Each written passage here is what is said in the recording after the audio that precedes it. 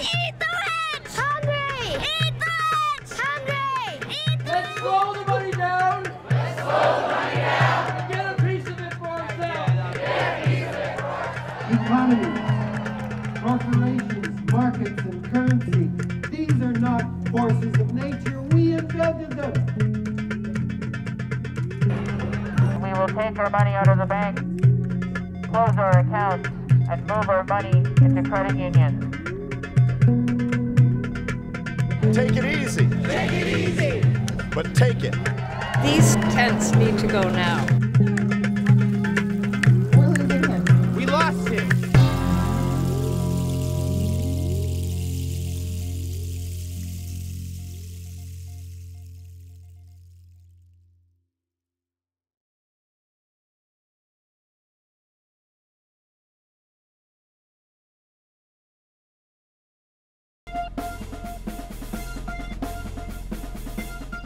If you're under 18 and want to get a tan, well, you're going to have to go outside and hit some real sunshine. BC is the latest province to ban the commercial use of tanning beds to anyone under the age of 18.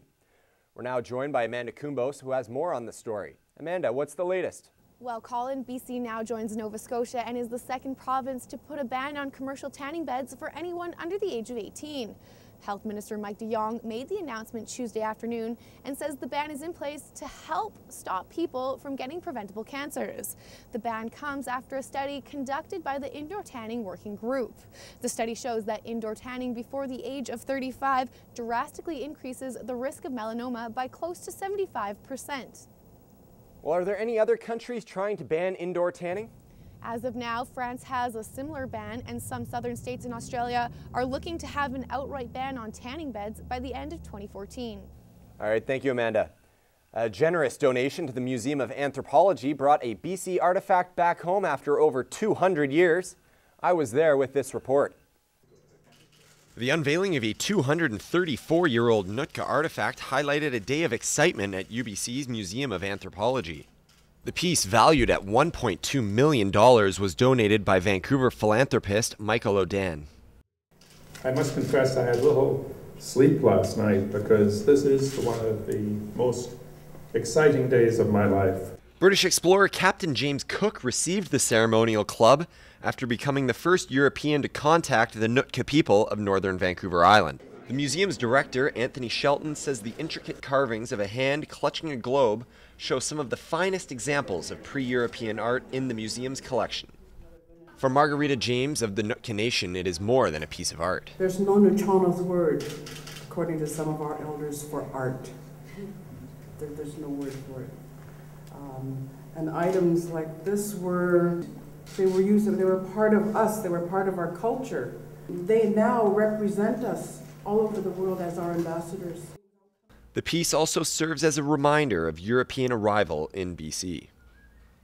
You know, we live with the results of contact, First Nations contact, you know, and I don't know, for us, you know, it's an important story and one that I think we want to share. After over 200 years and countless owners across the globe, the carving is finally back in BC. Colin Hope in Vancouver for BCIT Magazine. And the rise in popularity of e-readers and tablets has one local bookstore closing its doors. Matthew Van Deventer reports. The Book Warehouse is turning the page and closing a chapter on Vancouver's literary community. The local bookstore has sold discount books for over 3 decades, but as owner Sharman King says, all good stories must come to an end. We're closing the doors. It's time. We've run this for 32 years. We don't have the energy to continue, and it's an awkward time probably for anyone in the book business to make any long-term commitment. Although it may not be an epic finale, King says it's the right time to step aside from the novelty of technology. All of our fields change, and it's the change that keeps things fresh, but it's also the change that keeps things, shall we say, exciting or difficult.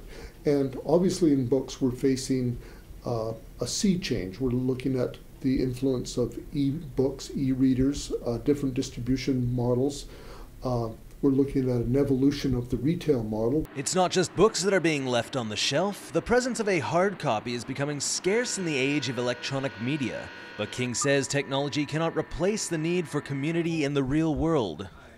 These stores are community resources, and they will be hard to replace. There's no two ways about that. An exact date to close their doors has not been booked, but a little foreshadowing indicates it will be soon. Matthew Vandevetter in Vancouver for BCIT Magazine. If you have any questions or comments regarding this program, please visit us online at bcitbroadcastnews.ca or bcit-broadcast.com. I'm Colin Hope, and that's today's BCIT Magazine. We leave you with a shot of a modern-day printing press. Thanks for watching.